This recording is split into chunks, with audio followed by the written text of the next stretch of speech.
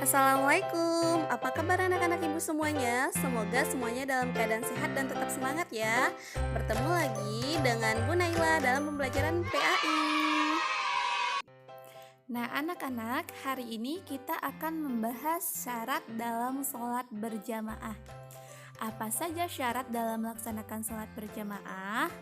Nah, anak-anak harus tahu, dalam melaksanakan sholat berjamaah itu, yang harus kita perhatikan harus adanya seorang imam yang berperan sebagai pemimpin sholat atau orang yang harus kita ikuti gerakan sholatnya. Namun, untuk menjadi imam dalam sholat berjamaah ada beberapa hal yang harus diperhatikan atau syarat yang harus dipenuhi oleh seorang imam, yaitu yang pertama, paling mengerti hukum agama, khususnya tentang fikih sholat. Dan yang kedua, paling banyak hafalan Al-Qur'annya. Yang ketiga, paling wara atau paling mulia akhlaknya. Dan yang terakhir itu adalah paling tua usianya.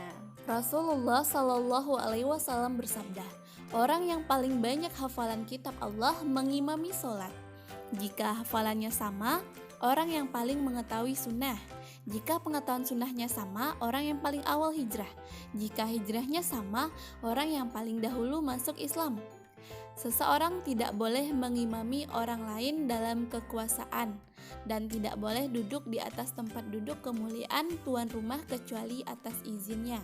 Hadis riwayat Muslim, jilid 1 nomor 673.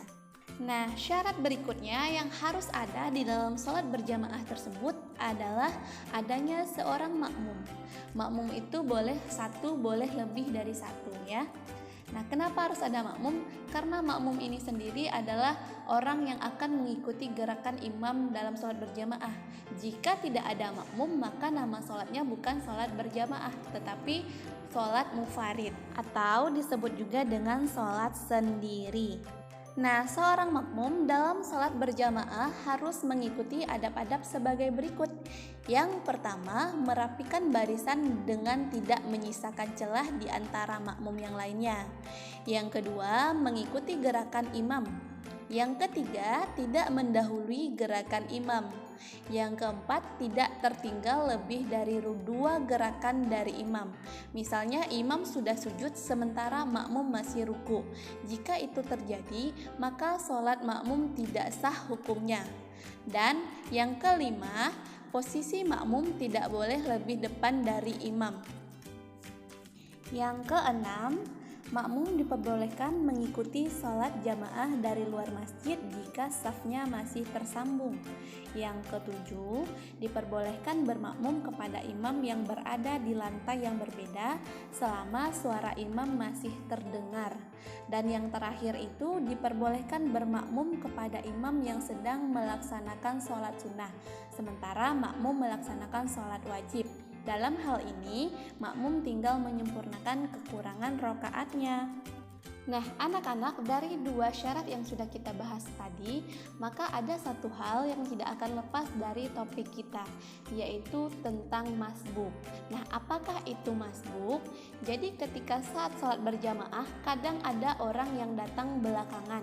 Orang tersebut harus masbuk pada saat berjamaah yang sedang dilaksanakan. Jadi, masbuk sendiri artinya adalah makmum yang tertinggal dalam sholat berjamaah sementara imam sudah melaksanakan sebagian rukun sholat. Nah, seorang makmum yang masbuk harus mengikuti ketentuan dalam sholat berjamaah sebagai berikut.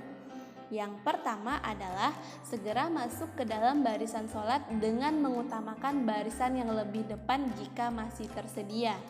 Yang kedua, melakukan takbiratul ihram kemudian mengikuti gerakan imam sesegera mungkin.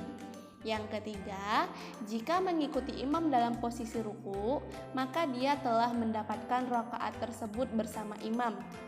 Jika imam dalam posisi sujud ketika dia datang, maka makmum wajib menyempurnakan rakaat yang belum dia laksanakan. Nah, anak-anak, itulah syarat yang harus ada agar sholat kita dikatakan sholat berjamaah. Perlu anak-anak ketahui bahwasanya sholat adalah upaya kita dalam membangun hubungan baik dengan Allah Subhanahu wa Ta'ala. Nah, jadi jangan lupa melaksanakan sholat 5 waktu ya anak-anak. Nah, bagaimana agar sholat kita dikatakan sholat terbaik? Maka lakukanlah sholat berjamaah. Kenapa? Karena pahalanya 27 kali lipat daripada sholat mufarid. Nah, anak-anak, sekian dulu ya pelajaran kita hari ini. Terima kasih atas perhatiannya. Assalamualaikum warahmatullahi wabarakatuh.